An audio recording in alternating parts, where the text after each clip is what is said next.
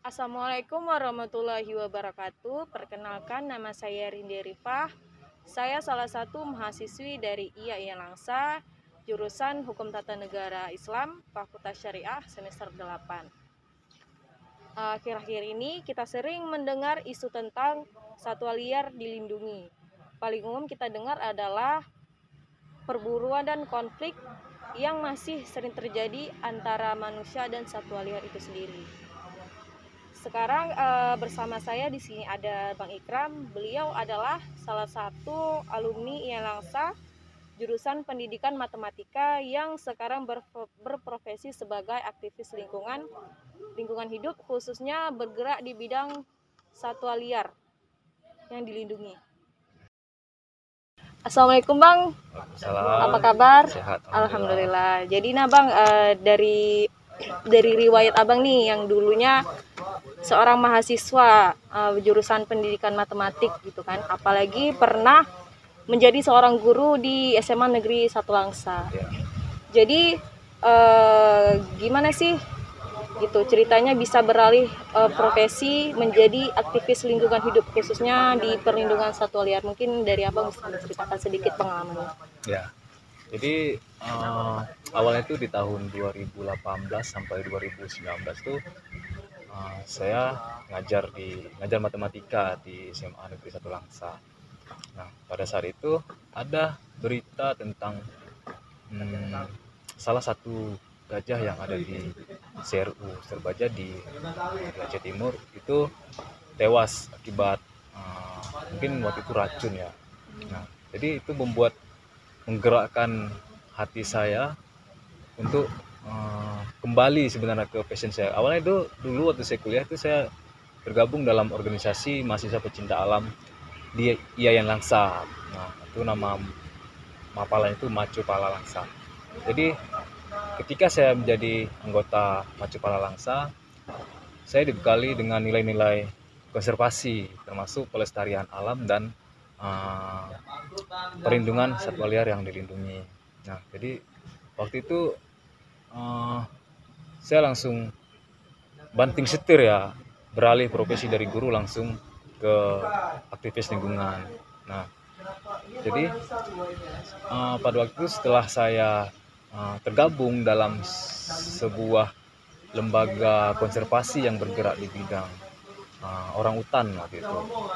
Nah, disitulah saya mendapatkan banyak sekali, ternyata ada banyak polemik konflik yang terjadi antara manusia dan satwa liar itu sendiri.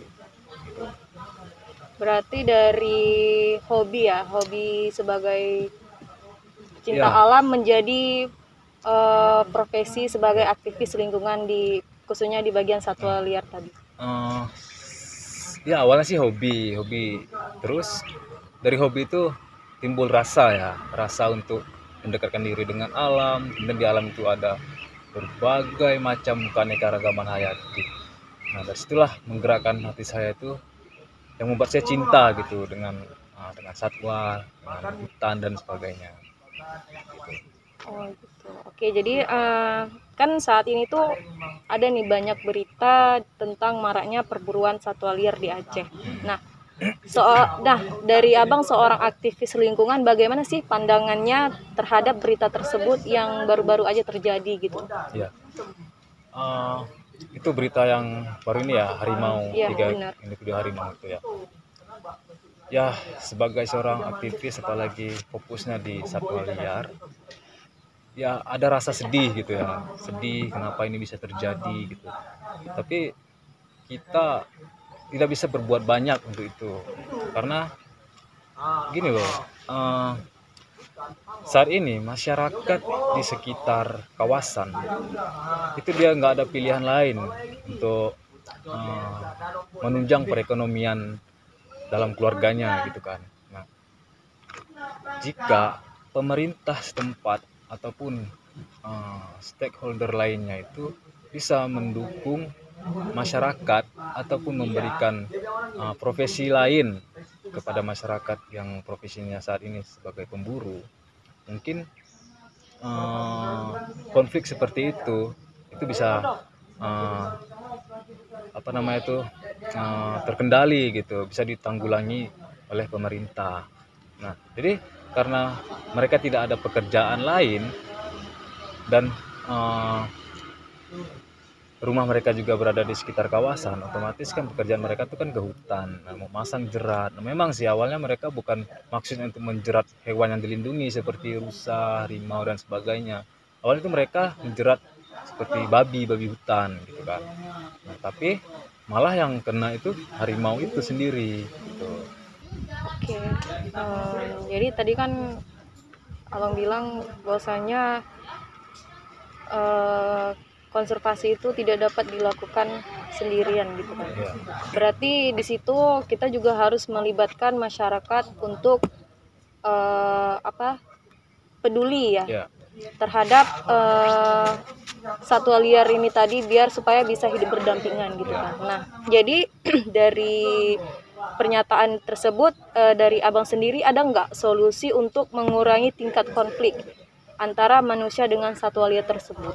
ya. Seperti yang saya katakan tadi, salah satu upaya yang bisa kita lakukan untuk mengurangi tingkat konflik antara satwa dan manusia itu adalah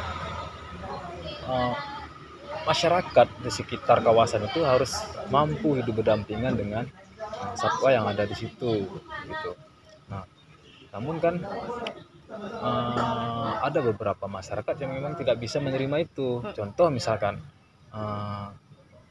seseorang yang memiliki kebun durian lah umumnya. Iya.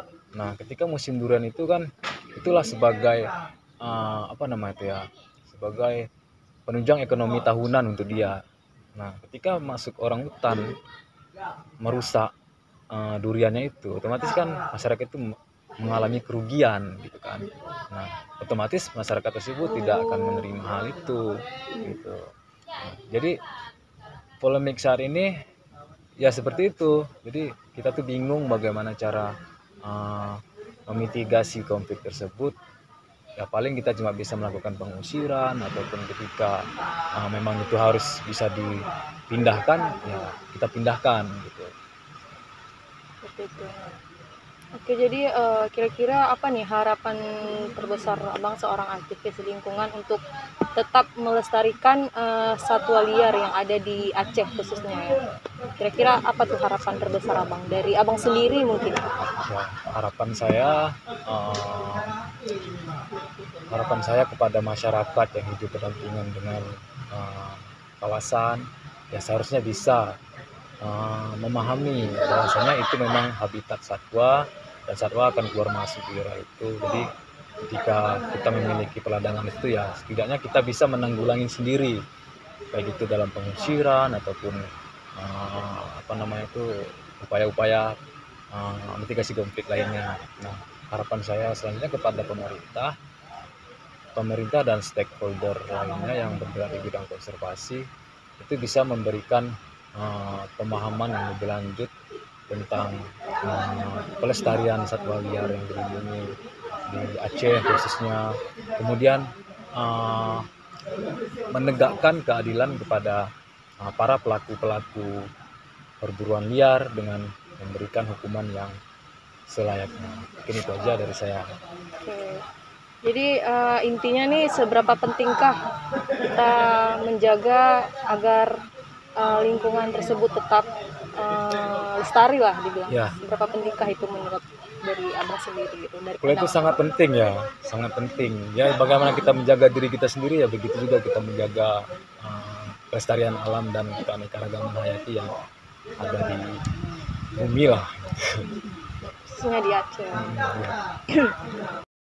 Oke, dari Bang Ikram sudah banyak menjelaskan beberapa pentingnya ya menjaga kelestarian lingkungan hidup gitu. Jadi ini tidak hanya bermanfaat bagi manusia, tapi juga bermanfaat bagi hewan yang ada di Aceh. Juga kita inti dari pembicaraan tadi adalah ketika kita bisa menjaga habitat dari satwa liar tersebut, maka satwa liar pun tidak akan mengganggu aktivitas manusia, khususnya pada seorang petani gitu kan. Dan saya mau mengucapkan terima kasih kepada Bang Ikram selaku narasumber yang ingin berbagi ilmunya dengan saya, dan juga mungkin dari untuk masyarakat luas ya, biar lebih menyadari betapa pentingnya menjaga kelestarian lingkungan tersebut. Oke, kepada Bang Ikram, terima kasih banyak atas sharing-sharingnya. Teman-teman, mungkin sampai di sini aja pembicaraan kita. Lebih dan kurang saya mohon maaf. Saya akhiri dengan wabillahi taufiq wal hidayah. Wassalamualaikum warahmatullahi wabarakatuh. Salam.